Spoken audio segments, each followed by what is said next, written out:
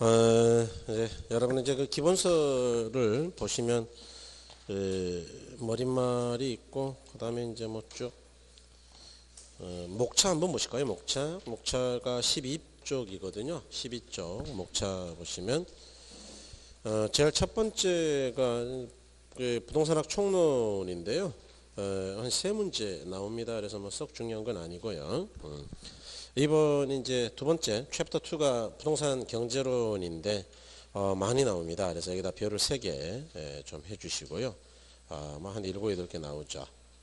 그다음에 이제 그 제 챕터 3 부동산 정책론인데 한 5개 정도 나와요. 그래서 양에 비해서는 굉장히 중요하죠. 그래서 별을 3개 좀 해주시고요. 그다음에 이제 챕터 4 부동산 투자론인데 한 7개 나오죠. 그래서 우리 시험에서는 뭐 가장 중요한 부분인데 여기다가 이제 별을 왕별을 크게 3개. 그다음에 이제 제 5편 부동산 금융이죠. 그래서 금융도 별 3개요. 여기 올해는 6개 나왔는데 뭐 조금 과합니다. 사실 한 5개 정도로 보는 게 맞거든요. 그래서 올해는 좀 뭐 유난히 좀 냈어요. 어쨌든 별 3개요. 그다음에 이제 넘어가시면 거기 저 부동산 활동에서 뭐 이용, 관리, 개발, 입지 선정, 뭐 마케팅, 뭐 광고 이런 것들이 있을 텐데 그런 것들이 대략 한 7, 8개 나오는데 한 7개 정도 나오죠. 그런데 양이 워낙 많습니다. 그 별 하지 마세요. 일단. 그다음에 제 7편에 가니까 감정평가론이 있을 텐데 감정평가론은 6개 나오죠. 그런데 난이도가 상당히 어려워서 일단 별 2개만 할게요. 여러분들이 좀 고생을 해야 될 가능성이 있어서요. 그래서 이제 그 학개론을 빨리 끝내는 방법은 뭐 의외로 간단합니다. 제 2편이 방금 이제 경제론이라고 했고 경제론이 대략 한 7개에서 8개까지 나온다 그랬고요. 그 다음에 제 3편이 부동산 정책이었죠. 2편을 잘하면 정책은 잘할 수밖에 없어요, 사실은. 그래서 여기에 대략 한 5개. 그래서 합이 한 11, 12개 정도 되죠. 그래서 11개에서 12개. 그 다음에 4편이 투자론인데 여기 한 7개 나온다 그랬죠. 요거 잘하면 금융론은 잘할 수밖에 없습니다. 이건. 그래서 사실은 투자론을 정확하게 이해하면 이쪽은 전혀 공부를 안 했다 하더라도 대략 한 절반은 맞춰요. 그 정도로 투자론이 중요한데 그래서 여기 한 대략 5개, 7개였죠. 그 다음에 이제 7편의 감정평가론이 감정평가 여기 한 6개 됐죠. 그래서 이거 합이 한 18개 됩니다. 그죠? 그래서 더 해보면 몇 개냐 그러면은 대략 29개에서 약 30개 량이다. 그러면 이걸 제외한 나머지는 어떻게 되느냐. 예컨대 1편 총론이죠. 1편 총론이 대략 한 3문제 나와요. 3문제. 그 다음에 6편 활동이죠. 활동. 그래서 이용활동, 개발활동, 관리활동, 뭐 입지선정활동, 마케팅, 광고 뭐 이렇게 있는데 입지선정만 2개 나오고 지대 및 공간구조 뭐 이런 것들도 대략 1개 정도밖에 안 나와서 한 7개 나오거든요. 그러니까 여기는 합에서 몇 개 나오는 거예요. 합이 뭐 30개예요, 10개예요. 10개. 이제 잘 보죠. 7, 8개니까 10개, 11개로 봐야 되죠. 7, 8개, 10개, 11개. 그러면 량으로 따지면 어떻게 되느냐. 책의 량으로. 이쪽이 어마어마하게 많이 나오고 이쪽이 상대적으로 덜 나오는데 이쪽은 얘보다 페이지 수가 3배나 많단 말이냐. 아니에요. 요거하고 요거의 페이지 수가 거의 비슷해요. 왜냐면 7편 양이 6편 양이 꽤 되거든요. 이게 뭐 자지루구리한 게 많아 여기가. 그래서 페이지가 거의 비슷한데도 불구하고 대략 압도적으로 차이가 난다는 거는 이거는 덜 중요한 부분이고 이쪽은 덜 중요하다고요. 중요 부분이라고요. 중요. 이렇게 생각하셔야 되고 아마 들으셨나 모르겠어요. 뭐 어떤 선생님인가는 이야기를 했을 수도 있죠. 우리가 합격하려면 자 지금 1월부터 마지막 시험 때까지 딱 7순환 정도가 돌아갑니다. 7순환. 뭐 특별한 특강이 없다면 7순환 정도가 돌아가고요. 그래서 뭐 1, 2월, 3, 4월 이렇게 순환을 따졌을 때 7바퀴가 돌아요. 그러면 여러분들이 아까 복습 좀 해주신다 그랬죠. 그러면 동영상을 적어도 뭐 7순환권은 들을 거 아니에요. 지금 처음 하시는 분들은 11, 12월 것도 들어볼 거 아닙니까? 그러니까 동영상을 보통 1차는 한 최하 5번에서 10번 정도는 들어야 합격한다. 이렇게 이야기해요. 강의는 당연히 듣고. 그러면 동영상을 5번에서 10번은 들어야 된다는 게 물리적으로 가능하냐 한번 보자고요. 이번 1월 달이 수업 시간이 아마 이제 구정 때문에 조금 변수가 있긴 한데 어쨌든 간에 대략 30시간 정도는 촬영을 할 가능성이 높아요. 30시간. 그러면 30시간을 10번 듣는다 가정하면 몇 시간을 들어야 되느냐? 300시간. 그러면 하루에 수업 듣고 나서 3시간씩 복습한다 가정하자. 그럼 100일을 듣는다는 이야기 아니에요? 3달 10일이네요.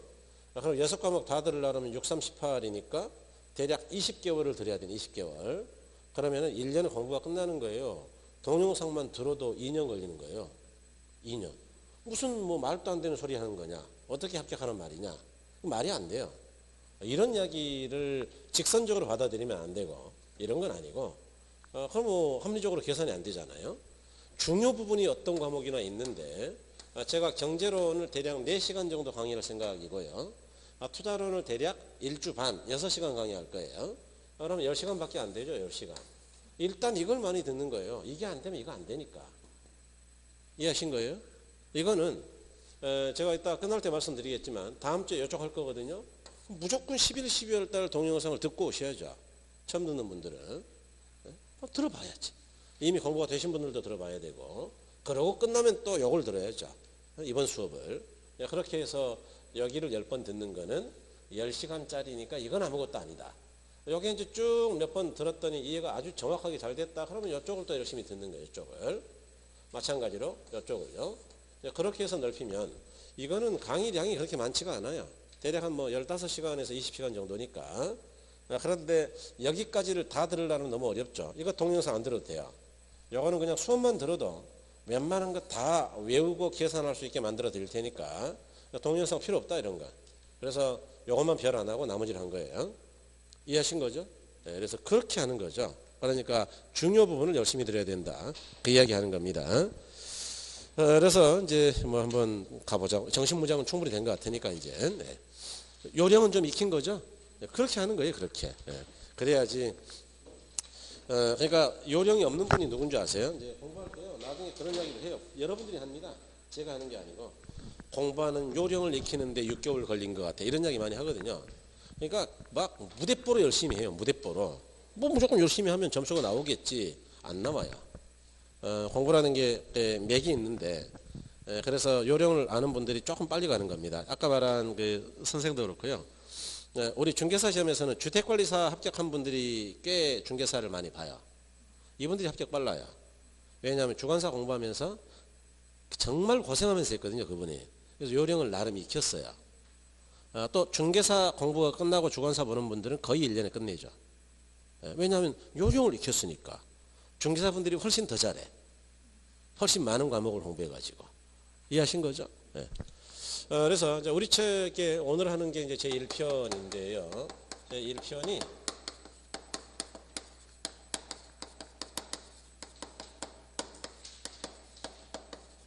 부동산학 총론입니다. 여러분 그 11, 12월 달에 제가 수업 시간에 제일 많이 말씀드린 것 중에 하나가 처음 보는 단어는 통으로 읽지 말고 쪼개서 분석해서 봐야 된다 그랬죠. 그래서 한자를 생각하면서 보셔야지 의미가 정확해진다. 그런데 부동산학 총론 그러면은 알 것도 같고 모를 것도 같은데 분석해 볼까요? 부동산학 총론 쪼개보니까 총은 전체를, 논은 논할 논자니까 얘기한다. 그러니까 부동산학 총론이라는 거는 제 2편처럼 경제론만 따로 끊어서 얘기한다고요? 전체를 얘기한다고요? 전체를. 그래서 제 7편 감정평가론까지 나오는 전체를 얘기하는 것이다. 고로 아주 극단적으로 말하면 총론은 공부를 안 해도 2편에서 7편까지를 공부하면 어차피 이것들의 개략적인 것들만 얘기했던 거니까 점수가 안 나올까요? 나올까요? 나오죠. 또 공부한다 한들 설명은 다 여기서 할 거거든요. 주로 경제론 하고 평가론 쪽에서 많이 설명하는데 뒤에서 설명할 거니까 아주 구체적인 설명은 어려우니까 할까요? 안 할까요? 안 하겠죠. 그러니까 총론이 약간 몽롱할 거예요. 그런 성격의 것이 총론이다. 썩 재미는 없을 가능성이 많죠. 그럴 때 지금 우리가 공부하는 게 부동산학입니다. 부동산학. 이것도 쪼개보면 부동산학은 학문은 학문인데 무엇을 연구하는 학문이냐? 동산이요, 부동산이요? 부동산.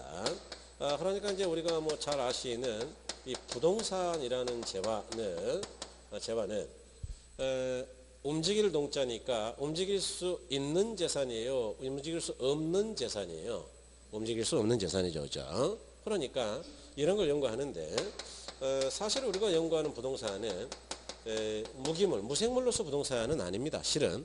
그러니까 땅 자체를 연구하는 건 아니에요. 그런 거는 이제 뭐 지질하게 할 거고 우리가 연구하는 건 이 땅에 인간이 살아갈 때 부동산이 인간에게 어떤 영향을 미치느냐. 예컨대 사람들이 좋아하는 위치의 토지라면 가격이 올라가서 사람들이 사기를 어렵게 만들 거고 사람들이 별로 안 좋아한다면 가격이 내려가겠죠. 이처럼 가격이 오르고 내리는 변화하는 것들을 주로 연구하는 걸 목적으로 한다. 그래서 나중에 또 이제 우리가 이야기를 드리겠지만 인간이 때로는 부동산을 대상으로 여러 가지 활동을 하기도 하는데 그런 걸 부동산 활동이라고 한다. 우리 책 제6편이 활동이죠. 활동.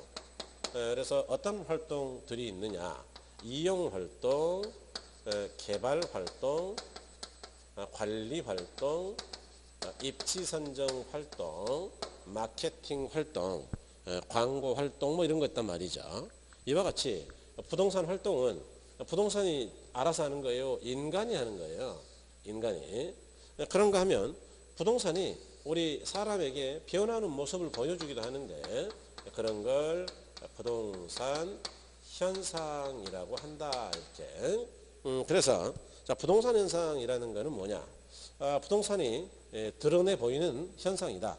여러분들은 아직은 뭐 공부한 게 많지 않아서 이해를 잘 못할 수 있는데 뒤에서 할 건데요. 이건 알죠? 우리가 건물을 새로 신축했다. 신축. 그러면 이 건물이라는 게 50년, 100년이 지나도 계속 새 거일까요? 언젠가는 노후화 될까요? 그런 걸 나중에 우리가 수명 현상이다 그럴 거예요. 수명 현상. 이거는 제 건물만 그렇게 되는 거예요. 모든 건물의 공통점이에요. 그렇죠. 이 부동산 현상은 우리가 부동산에서 드러나는 공통적인 법칙을 이야기하는 게 주로 항상 공통적으로 드러나는 모습들이죠. 예컨대 여러분 요거 안 했죠. 어떤 지역이 아직은 안 했죠. 어떤 지역이 자 새로 신도시가 개발된다. 예컨대 여기 지금 세종시 또는 저쪽 서울의 분당 판교처럼 그러면 땅값이 많이 올라가는 성장기도 있고 성숙기도 있을 것이고 한 4, 50년 지나면 계속 올라갈까요? 쇠퇴기 떨어지기도 할까요? 떨어지기도 하겠죠. 그러다가 이제 악화기로 가겠죠. 이런 걸 인근 지역의 수명 현상이다라고 이야기해요. 이처럼 자, 부동산은 우리 인간에게 어떤 모습들을 보여주기도 하는데 그런 걸 현상이라고 하죠. 그럴 때 부동산학이 연구하고자 하는 것들은 주로 부동산 활동하고 현상인데 이런 걸 우리가 부동산학의 연구 대상이다 이렇게 이야기합니다. 나중에 또 이제 그 요약집에서 한 번 더 이야기 드릴 거예요.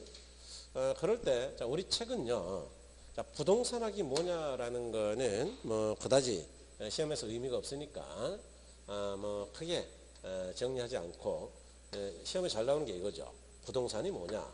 그래서 첫 번째가 이제 부동산의 개념은 뭐냐. 그 다음에 부동산은 어떻게 분류할 수 있느냐 이런 것들이 시험에 잘 나와요. 그 다음에 두 번째로 부동산의 특성이라는 것도 시험에 잘 나오죠. 그래서 이 특성이라는 거는 다시 말씀드리겠지만 이 부동산이 아닌 다른 재화. 부동산이 아닌 다른 재화는 뭘까요? 부동산일까요? 동산일까요? 동산. 그래서 동산과 비교했을 때 같은 점일까요? 부동산이 가진 독특한 성질이니까 차이점일까요? 차이점. 이런 게 시험에 잘 나와요. 그래서 이런 걸 특성이라 한다. 그 다음에 부동산이라는 건 우리 인간에게 어떤 의미가 있느냐. 그런 걸 부동산의 속성 또는 존재 가치 뭐 이렇게 이야기하기도 하죠. 그래서 이런 것들을 주로 다룰 것이다. 그 이야기예요. 그래서 부동산학 총론에서 여러분 제1장 자 20쪽으로 가죠. 부동산의 개념인데 자 부동산 거래활동, 관리활동, 개발활동, 입지산정활동 등 여러 부동산 활동들은 법제도적 측면이나 경제적 측면 그리고 기술적 측면 등 모든 측면을 고려 이루어졌으므로 부동산학에서 부동산의 개념 또한 법제도적 측면과 경제적 측면 그리고 기술적 측면을 모두 고려해 판단한다 그랬는데 거기 제1절 부동산의 법제도적 개념 그랬는데 자 거기다 별을 2개 하시죠. 여러분 저는 이제 별을 딱 3개까지만 할 겁니다. 3개. 그래서 1개, 2개, 3개인데요. 별의 기준은 그렇게 가져갈게요. 한 15번 이상 출제가 됐던 거는 별 3개. 그래서 다시 나올 확률이 뭐 99%. 10번 내외 그러면 별 2개. 다시 나올 확률이 굉장히 높다 이것도. 5번 아래쪽으로 나온 것들 별 1개. 요거는 나올 수도 있고 안 나올 수도 있고 설명을 하긴 했는데 별을 안 했다. 이거는 한 번에서 2번 정도 나온 것 또는 출제가 안 됐지만 될 수도 있는 것 이해하신 거죠? 그래서 이런 것들은 별을 안 할 거예요. 그냥 설명만 할 거예요. 뭐 동그라미 하세요 뭐 그런 정도로 끝날 건데 제가 아까 뭐 35개에서 8개 찍겠다라는 거는 요거죠. 요거 별 안에서 들어오게 하겠다 그 이야기예요. 그러니까 애매한 이야기 안 하겠습니다. 뭐 밑줄 그었다고 다 찍었다 그런 이야기 안 할게요. 이해하신 거죠? 그래서 나중에 확인할 수 있으니까. 자, 그래서 첫 번째 이제 부동산의 법제도적 개념인데 요거 시험에 잘 나와요. 법 또는 제도적 개념이다. 이제 우리 법에서는 부동산을 어떻게 정의하느냐 이제 이런 문제인데 여기는요.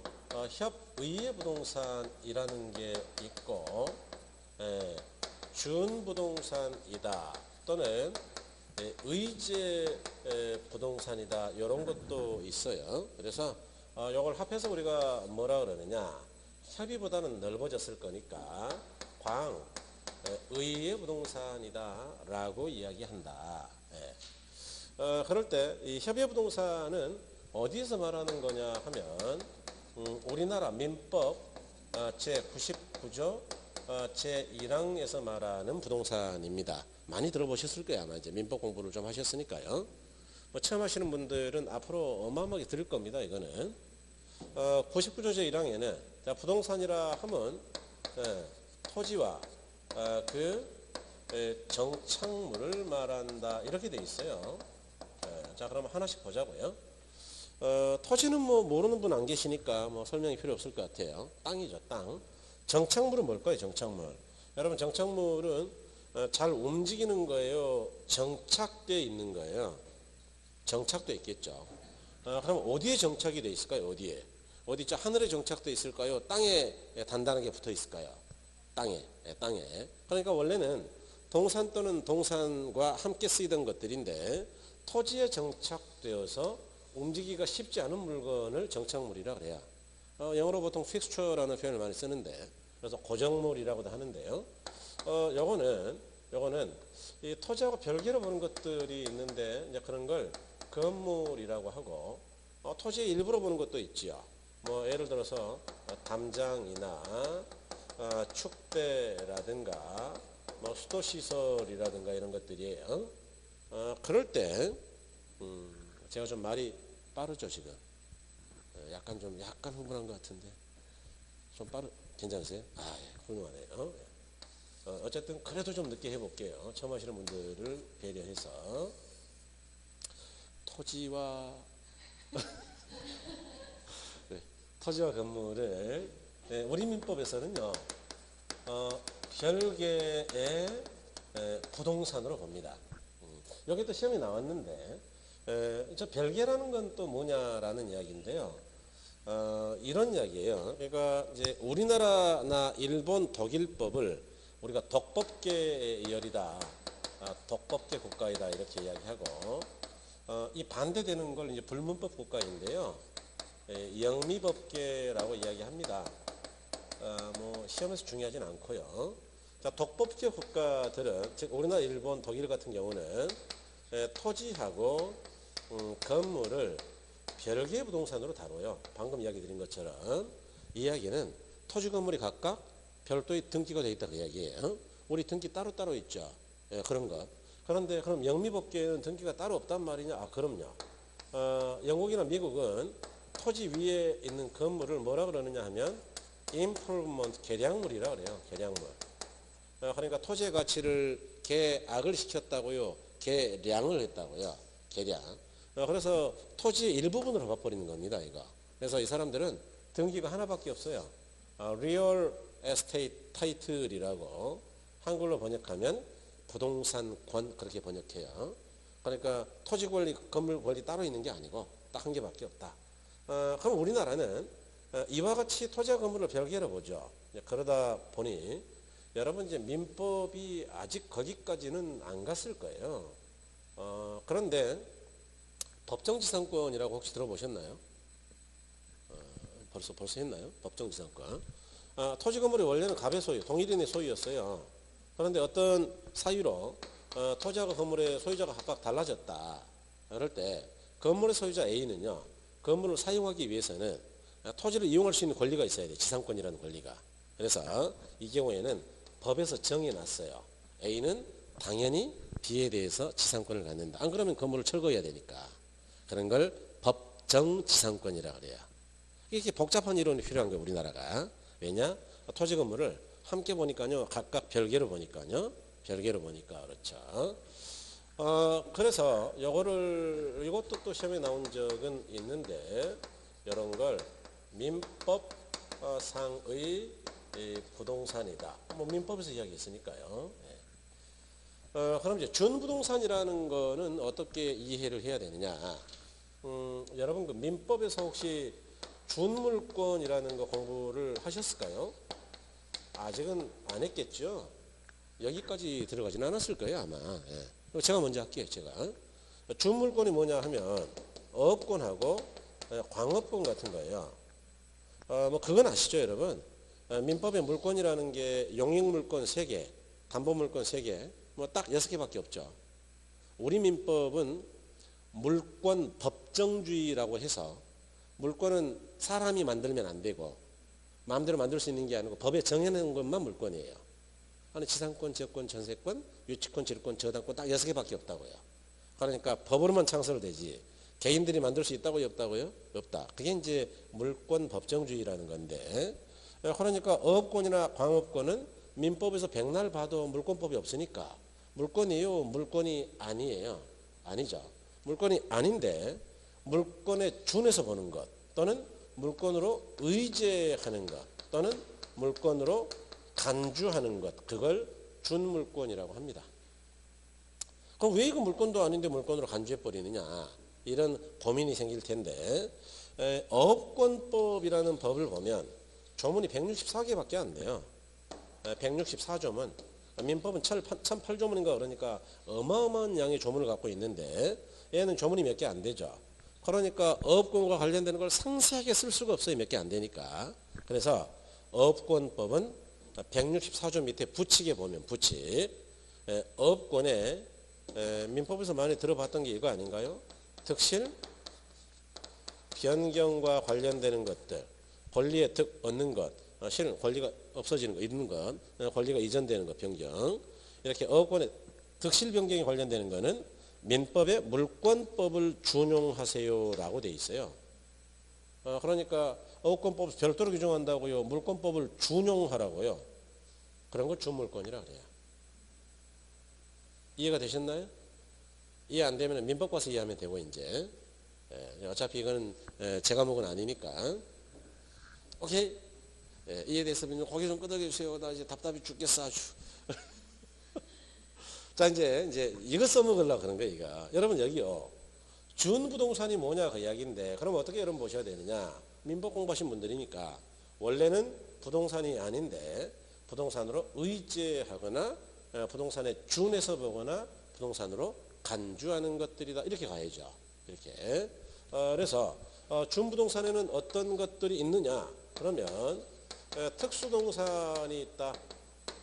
그런데 자동차, 항공기, 이 선박, 건설기계 이런 것들이 있다. 선박은 20톤 이상의 선박만 이야기해요. 그런 거 하면 재단, 집합물도 있는데 공, 장, 재단이나 광업 재단 같은 것들이 있다 이렇게 되고요. 방금 이야기했던 준물권도 의제부동산에 포함이 되죠. 준물권. 그래서 업권이나 광업권. 요거 뭐 많이 들어보셨을 것 같은데 임목법에 따라 등기된 수목의 집단, 나무의 집단 그런 걸 우리가 뭐라 그러느냐 임목 이렇게 이야기하죠. 그래서 이런 것들을 준부동산이라고 한다 그 이야기예요. 그러면 뭐 요거 하나하나 다 외워야 되겠느냐? 그럴 필요는 전혀 없어요. 그러니까 외우지 마세요. 이런 건 외워서 뭐하기 이런 거요. 네. 자, 일단 질문은 드려볼게요. 여러분, 자동차나 항공기는 뭐 날아다니고 그러는데 이게 부동산이에요? 움직이니까 동산이에요. 그런데 왜 부동산으로 보냐 그 이야기죠. 동산인데. 또 하나, 공장재단이라는 거는 나중에 민법에서 공부할 거예요. 뭐 저 다 이거 민법에서 공부했습니다 옛날에. 네. 어쨌든 요즘 뭐 안 할 수도 있어요. 왜냐하면 이런 거 시험이 안 내거든요. 우리 때는 뭐 이런 거 많이 냈죠 민법에서. 네. 그래서 뭐 이거 외우느라고 뭐 정신 없었고. 네. 어쨌든 자, 공장재단은 공장이라는 게 땅은 있어야 되겠죠. 건물 있어야 되겠죠. 기계장치 있어야 되겠죠. 기계는 동산입니다. 공장에는 트럭 같은 거 없어야 될까 있어야 될까요? 그런 걸 차량 운반구라고 이야기하는데 뭐 트럭도 있겠죠. 트럭. 동산이죠. 그 다음에 특허, 의장, 실용신원, 상표 같은 산업재산권도 있어야 되겠죠. 그래서 이거 전체를 묶어서 뭐라 그러느냐 그러면 공장재단이라고 합니다. 조금 어렵게 민법처럼 설명하면 왜 공장재단이라는 거를 인정하느냐, 이걸 묶어서 저당권의 객체로 삼으려고 이렇게 표현하죠. 어렵죠. 그러면 좀 쉽게 갈게요. 은행에서 돈 빌릴 때 담보로 내야 될 거, 담보. 땅만 넣는다고요? 재단 전체를 넣겠다고. 그게 저당권의 객체라는 거예요. 예? 돈 빌릴 때 담보 설정한다 그 이야기니까. 이해하신 거예요? 예, 그렇게 말을 좀 쉽게 생각하세요. 객체 그러면 뭐 너무 어렵고. 그래서 어떤 말이냐. 만약 이거 땅만 담보로 해가지고 돈을 빌리면 나중에 경매 넘어가면 땅만 낙찰될 거고 공장을 운영할 수가 없을 거다. 그러 공장, 재단 전부 다가 담보가 된다면 낙찰될 때도 전부 다로 될 거 아니냐. 그러면 낙찰을 받은 사람이 공장을 운영할 수 없다고 있다고요? 있다. 공장의 목적 유지를 위해서 이렇게 하는 거예요. 그래서 공장 재단 저당법이라는 법이 있죠. 마찬가지 광업재단법이 있습니다. 그 다음에 아까 이런 거는 뭐 준물권이라고 그랬고요. 요거는 이제 등기된 임목이었죠. 어쨌든 지금 제가 하고 싶은 이야기는 뭐냐 하면 이 준부동산은 심지어 동산이거나 아니면 부동산과 동산 또는 권리가 섞여 있는 거란 말이죠. 그런데 왜 이거를 부동산으로 의제해 주냐 그 이야기예요. 분명히 부동산이 아닌데 일부는. 이유는 공시수단이 즉 누가 주인이냐라는 걸 등기로 보여주는 게 공시인데 공시수단이 부동산과 같이 등기 또는 등록을 하는 것들이기 때문이다. 예를 들어 볼게요. 요거 자동차 등록증 다 가지고 계시죠? 등록 대상이고요. 요거는 재단 등기 대상입니다. 등기. 재단권의 설정은 등기가 돼 있어야 되니까. 요거는 어업권이나 광업권은 등록해야 됩니다. 어업권 원부에 등록이 안 되면 어업권 인정이 안 돼요. 그 다음에 실제로 그래요. 임목법은 등기가 된 거죠. 그래서 이런 걸 이야기한다. 사실 저는 나중에 나이가 먹으면 농촌이나 저 바다에 가서 낚싯배나 끌고 다니면서 여가를 보낼까 낚시배 돈 좀 됩니다. 그거 한 30명 데려가면 한 4, 500만 원 들어오거든요. 아니 뭐 한 명이 한 10만 원 이상 받으니까. 그러니까 낚시배인데 그래서 배를 하나 살라 그랬거든요. 근데 웃기는 게 뭐냐면 어업권은 어촌계에 어업권 원부라는 게 있어요. 거기에 등록이 돼 있어야 돼. 등록. 근데 저는 어업을 한 적이 없잖아요. 등록이 돼 있을까요 없을까요? 그러니까 저는 배를 사봐야 낚시배 운영을 못해. 영업허가가 안 나와. 최근에 그걸 알았어요. 그래서 안 사는 쪽으로 가기로. 네, 등록돼야 된다. 이해하신 거죠? 요즘 그래서 이것도 이게 개인 택시 같이 이렇게 피를 붙여가지고 판다 그러더라고요. 진짜 웃기는 일이죠. 그러니까 자기들끼리 어촌계장이랑 소주 마시면서 자기들끼리 다 장부 짜놓고 어민들이 완전 텃세가 심해요. 그래서 외지인이 가가지고 낚시배 끌고 가잖아요. 그러면은 뭐 굉장히 조금 이렇게 왕따 시키고 그런다 그러더라고. 저 가면은 고기도 못 잡아요, 쟤는. 그러면서 이상한 소문 내고. 그렇습니다. 그죠? 예, 그래서 거기 제1절에 부동산의 법 제도적 개념이다. 20페이지인데요. 자, 두 번째 줄 중간에 가시면 수많은 법 중에서 뭐 그런 거 찾으셨나요? 예, 수많은 법 중에서 민법상 개념인 협의부동산과 민법 이외의 여러 법률에서 민법상 부동산에 준하유 취급하는 준부동산을 포함하여 광의 개념으로 구분된다 그랬네요. 그래서 제가 이렇게 읽으면은 혹시 가만 놔둬야 될까요? 저 줄도 그어보고 해야 될까요? 그래. 줄은 뭘로 그으실래요? 혹시 그 막 빨간 형광펜으로 그을래요? 연필로 그을래요? 제가 볼 때는 연필로 먼저 하는 거 어떨까? 뭐 이런 생각도 해보고 아니면 볼펜 제일 얇은 걸로. 이해하신 거죠? 자, 1번은 협의부동산입니다. 협의부동산이란 민법상 개념으로 토지하고 정착물을 말한다 그랬죠. 그래서 부동산 이외의 물건은 동산이라 할 수 있다. 이제 그게 99조 제2항이죠. 가로 1번에 토지인데 토지는 다 아시니까 뭐 바로 보시면 되고. 자, 가로 2번에 21쪽에 정착물이 있죠. 정착물의 의의를 봤더니 이 정착물은 사회경제적 면에서 토지에 부착되어 지속적으로 이용된다고 인정되는 물건으로 이동이 곤란한 걸 말한다. 정착물에는 사회경제적으로 독립된 물건으로 인정되는 독립물과 토지의 일부로 취급되는 부속물이 있다 그랬네요. 그 다음에 가로 2번에 이 독립물 봤더니 건물, 뭐 명인방법을 갖춘 수목 뭐 그런 것들이 있는데 뒤에는 놔두시고 일단은 건물 나머지는 나중에 할 거예요. 민법 공부 좀 되면 할게요. 그 다음에 괄호 3번의 부속물 종속정착물이라 해서 이제 토지 일부로 본다 그 이야기인데 수목이다, 교량이다, 터널이다, 담장 같은 것들은 토지의 일부로 취급되어 독립된 부동산이 될 수가 없다. 그래서 뭐 이런 이야기예요. 조금 표현이 어렵긴 한데 이건 토지와 별개로 본다 건물. 그 다음에 이런 것들은 토지와 별개로 본다고요. 토지의 일부분으로 간주한다고요. 일부분.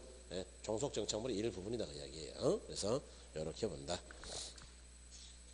그 다음에 이제 여러분 넘어가셔서 22쪽에 광의의 부동산인데요. 보니까 자 가로 1번에 광의 부동산이란 협의 부동산에 준부동산을 포함한 것을 말한다. 아까 그랬고 바로 2번에 준부동산은 그 성질상 부동산으로 볼 수 없으나 그 재화의 성격이나 관리 입장에서 볼 때 등록이 불가피하므로 이를 광의 부동산에 포함시킨다. 그래서 아까 등기 등록됐다 그랬죠, 그죠?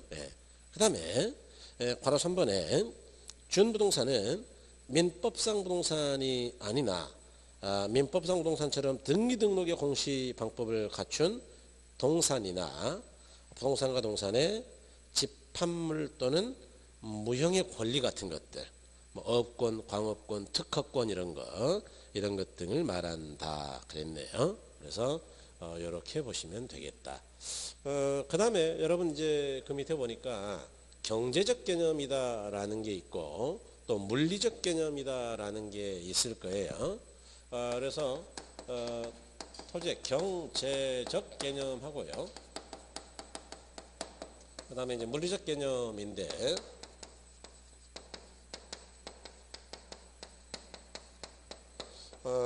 이렇게 자 토지를 물리적 개념으로 봤을 때는 어떻게 보느냐 이렇게 보죠. 자연이다, 공간이다, 위치이다, 환경이다 이렇게 보고요. 토지를 경제적으로 봤을 때는 보통은 자산이다, 자본이다, 생산 요소이다, 소비재이다, 또는 상품이다 이렇게 이야기하죠. 일단 뭐 용어들은 약간의 설명이 필요한 것들이 있는데 설명하기 전에 그 출제됐던 문제를 먼저 한번 내볼게요. 부동산을 경제적 개념으로 파악할 때 자산이다, 자본이다, 생산 요소이다, 위치다, 공간이다. O요 X요? X죠. 왜 X였어요 여러분? 이런 게 들어갔으니까 다시 할게요. 부동산을 물리적 개념으로 파악할 때 자연이다, 공간이다, 위치다, 환경이다, 상품이다. O요 X요? 그렇죠. 이렇게 문제를 내요. 이렇게. 그러니까 살짝 한 개씩 섞어서 틀린 걸 만든단 말이죠. 그럼 어떻게 해야 될까요? 이걸 놔둬야 될까요? 그냥 제목을 외워버려야 될까요? 그래서 써놓으세요. 제목 암기라고. 여기는 제목만 기억하면 돼요. 뭐 어려울 것도 없어. 제목만 알고 있으면 백날 섞어도 우리가 구별할 수 있으니까. 그래서 그렇게 써놓으시고, 자 여러분 이제 용어는 이건 다 아는 거니까 자연 공간 이런 건 알죠. 그리고 이쪽 용어가 좀 설명이 필요한데 자산이 뭐냐? 자산, asset, 자산. 아주 쉽게 말하면 재산입니다. 재산. 다시 말해서 이제 개인은 재산이라 그러고요. 기업들은 거창하게 asset, 자산이라고 이야기하죠. 회계학에서는. 예를 들어서 우리가 5억짜리 아파트를 하나 사야 된다. 그럴 때 지분으로 내 돈으로 3억을 투자했다라고 치자. 그러면 돈이 모자랐단 말이죠. 그래서 은행에서 저당 대출을 2억을 받았다라고 가정합니다. 그럴 때 재산 그러면 얼마냐? 그러면 그 5억이에요. 근데 사람들한테 그렇게 물어봐요. 그 재산이 부동산 기준으로 얼마예요? 그랬더니 어떤 분이 이렇게 이야기할까요? 5억짜리인데요. 실은 2억을 빌렸거든요. 그래서 3년을 갚다 보니까 저번 달에 계산하니까 293만 2,100원을 갚았대. 뺀 나머지가 제 거예요. 뭐 이러겠어요? 그냥 5억이라고 그러겠어요? 그러니까 재산 그러면 5억이에요. 5억. 그래서 이걸 뭐라 그러느냐 하면 기업은 자산이라 그런다. 그러면 지분이 뭐냐? 지분. 내가 투자한 돈 지분 에쿼티. 이걸 기업은 자본금이다라고 이야기한다. 자본금. 이제 구별이 되셨나요?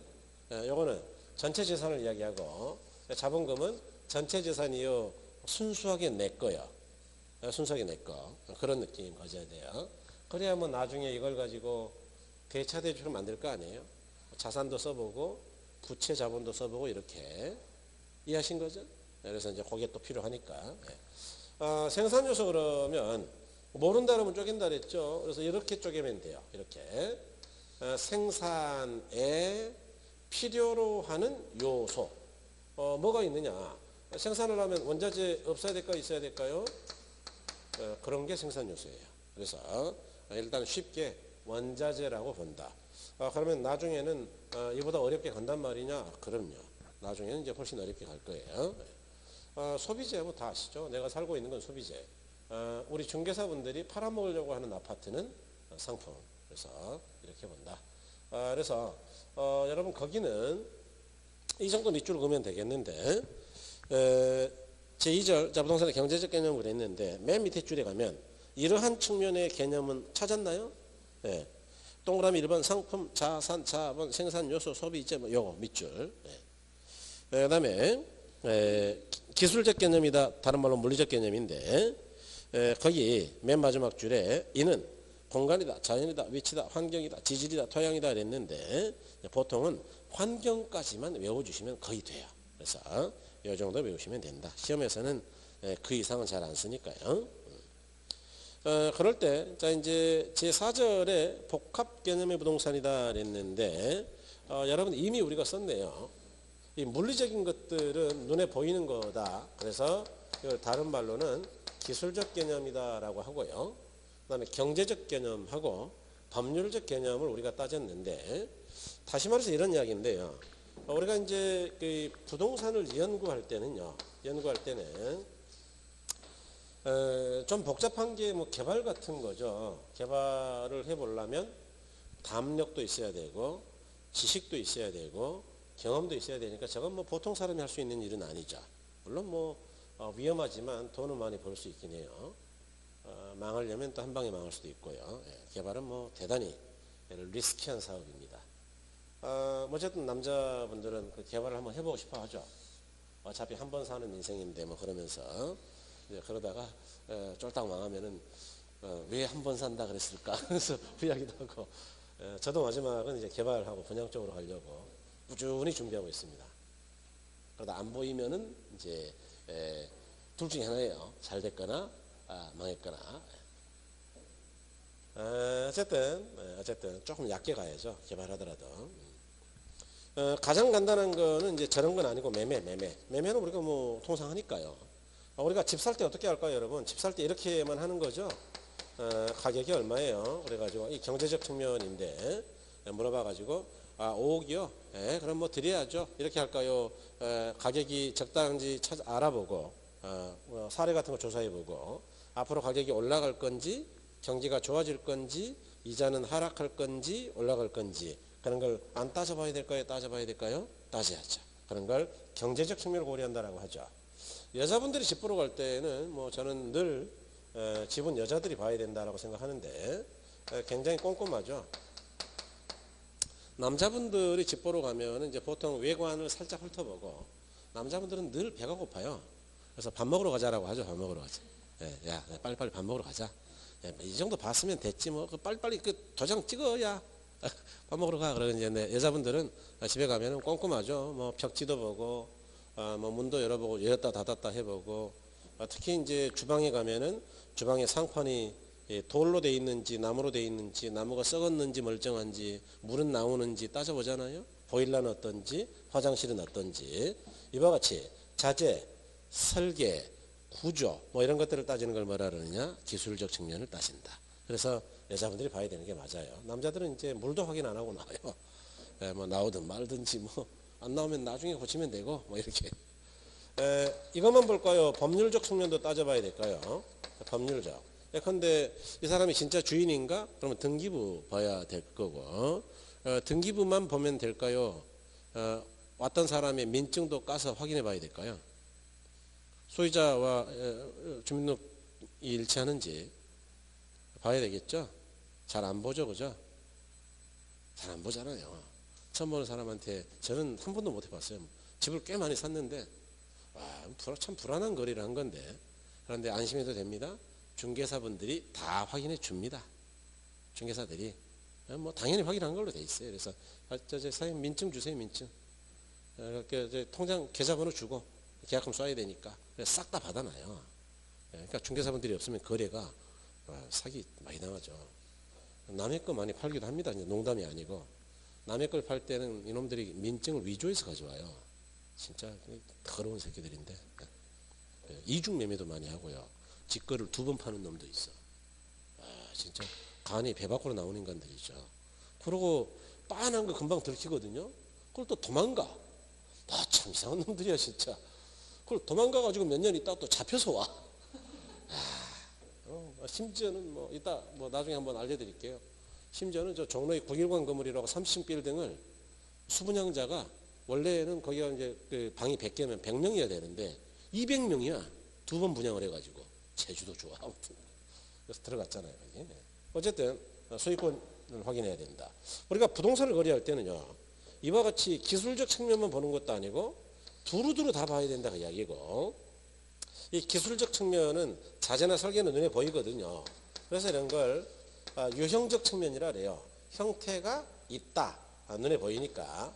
요거 가격이나 소유권 권리관계는 눈에 안 보이죠.